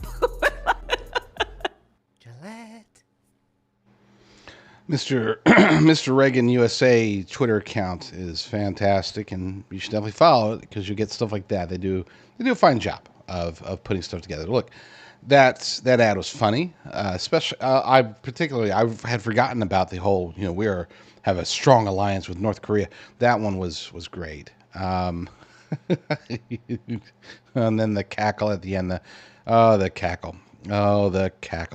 Article over at Not the Bee highlights the governor of California says he'll make certain parody ads illegal after tweaked Kamala Harris vid goes viral. Gavin Newsom is going to send this by Harris Rigby over at notthebee.com. Gavin Newsom is going to save democracy by banning satire. Over the weekend, Elon Musk shared a Kamala Harris parody ad that is obviously a parody. I mean, so very clearly a parody. But guess what? Who didn't seem to get the joke? Yep, California's weird woke governor, according to a tweet by Gavin Newsom. Manipulating a voice in an ad like this one should be illegal. I'll be signing a bill in a matter of weeks to make sure it is. Wow. Elon Musk replied by saying, I checked with renowned world authority, Professor Sugon D's Nuts. He said, parody is legal in America. And yes, it is. Protect us from the jokes, Gavin. Protect us from the jokes. The left wants to make effective satire illegal, and Newsom is being explicit about it. You'd think he'd sign the bill because of any of the hundreds of hilarious Trump parodies out there. Now, what about, talking about, you didn't see Gavin Newsom or anybody out there crying for censorship, for videos such as the time when Kathy Griffin lifted the head of what appeared to be the severed head of Donald Trump.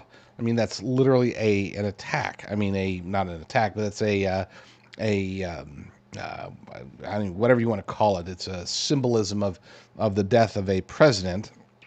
You didn't see him out there. Oh, this is dangerous. This is no. Or what about the times when you have all these Democrats out there talking about wanting to shoot President Trump or kill President Trump, or somebody should, all that stuff. You don't hear Gavin Newsom going after them. Or what about the people still today who are saying that they wish that Thomas Michael Crooks had not missed? Is that wrong? No. That's not wrong, according to Gavin Newsom. And by the way, it's not. To be clear, let me establish my free speech credentials when I don't think that Kathy Griffin or any of these people should be censored for their opinion. Anything that is, we'll get into that in a second. But he wants to go after, because he's scared. And this is what he's basically saying. Gavin Newsom is saying that, unfortunately, videos like this they need to be outlawed. They need to be illegal, because voters are too stupid to recognize satire, to recognize a parody video. I watch this video and darn it, somebody out there is going to think, oh my gosh, Kamala Harris really did make this ad, and that's totally Kamala Harris making a fool of herself, and Kamala's, oh my gosh. Yeah, Gavin Newsom thinks that you and me, thinks that we're stupid.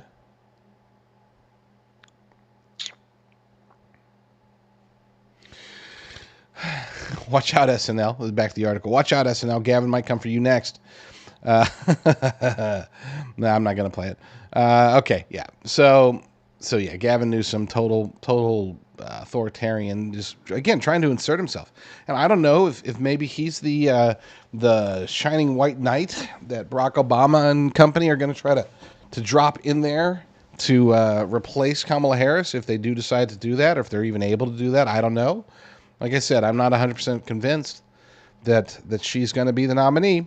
We'll see once it's in stone and bronzed and all that stuff. Then we'll talk about it. In the meantime, I'm just going to keep ripping on her because, well, it's fun. I mean, I do hope that she is the nominee. To be clear, she is going to be arguably just next to Hillary Clinton as far as the most enjoyable person to go after. And that's if it was Eric Swalwell, of course that would be great, but he already went there, tried that, failed miserably.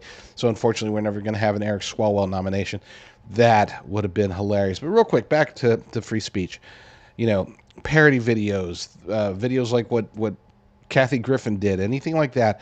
There's only one type of quote unquote speech that I think should be outlawed and is outlawed. The only thing that I could say is truly hate speech, and that's if it has a reasonable expectation that it will lead to criminal acts, especially violence. So the example that I always give, yes, it's free speech for people to go out and chant from the river to the sea. The thing about wanting to destroy Israel. People are like, oh, but that's hate speech. Well, no, I mean, it's just a statement. It's not like that can lead to anything. It's not like the Ayatollah is going to sit there and watch these guys and say, oh, well, let's go ahead and invade Israel as a result of this people. But if you were to say, hey, you guys go beat up that Jew standing over there, that's not free speech. Protected. You can't go down that road. All right. Lord willing, I will be back very soon with another episode. But in the meantime, you all stay strong, stay safe, and God bless. For years, really, I have been very opposed to email newsletters. It really comes down to two reasons. Number one, I hate the spammy ads. I hate seeing pictures of foot fungus or whatever sent to my inbox. It just bugs me to death. Okay, just get the crappy ads out of there, and I'd be okay. And for whatever reason, I thought that maybe those were emails. But number two is that if you really want a clear picture, you got to subscribe to like 15 different emails. You got to get the Breitbart email, the Epoch Times email, and multiples for both of those, and then the Gateway Pundit email. And it's like, you know what? I'm just going to go to the sites that I like. Don't worry about that. I don't want to get 15, 20 emails a day. Okay, so knowing this, but also knowing that with cancel culture, with deplatforming, there's always a chance that I won't be able to reach my audience. I won't be able to reach you. And so as a result, I started talking to some very, very intelligent people that showed me, hey, we can avoid the foot fungus and we can consolidate the emails, right? Okay, great. Show me how. And they showed me how. So as of this month, we started putting it together and I started examining it. And it's like, holy cow, this would actually work. We could actually put out daily newsletters that reach that pull from a wide variety of sources. You don't have to just get the Breitbart newsletter and get 15 articles from Breitbart. You could get our newsletter, and there's going to be an article from Breitbart maybe, or article from the Epoch Times, or Slay News, or the Gateway Pundit, or the Liberty Daily, or wherever. Okay, and we're going to pull in between 10 and 20 articles every day and send these out as a newsletter. That way you can get my bird's eye view of what's happening. I create all these. Nothing is automated. I actually go through and I pick out each individual story based upon whether or not I think it's important enough for you to read. So there's that. But we've also taken it a step further, and we've divided it up into 3 types of newsletters. We've got one Discern Report that is designed for conservative politics, conservative geopolitics, culture. I don't want to say standard because there's nothing standard about it, but it's the sort of stuff that you could take it and you could send it to your Fox News watching grandmother and not be too embarrassed or think that she's going to think that you're into like snake venom injections or anything like that. So and you can get to there by going to discernreport.com. discernreport.com, and there's a sign up there. That's the homegrown version. Or you can go to discernreport.substack.com and sign up there. Either way, it's the same content. So whether you go there or there, sign up and you'll get that newsletter. So we have newsletter number 2, which is called Based Underground. You can go to basedunderground.com and be able to sign up there, or you can sign up at basedunderground.substack.com. It's based, it's underground. It's going to be more of the snake venom stuff. The more conspiracy theories is the easiest way to put it. And for those who, if you're not aware, I'm very selective with the conspiracy theories that I publish. I'm not out there just grabbing all kinds of crazy things. It's okay, so this one might be legit. Let's go with it. And then the third one, arguably the most important one, is the JD Rucker newsletter, jdrucker.substack.com. You can get to it through noqreport.com, through americafirstreport.com. This is going to be everything else. Everything that I do, everything that I believe is important, I'm going to put it there. So check them out. There's 3 options. Pick 1, pick 2, pick 3, and start getting the truth every day.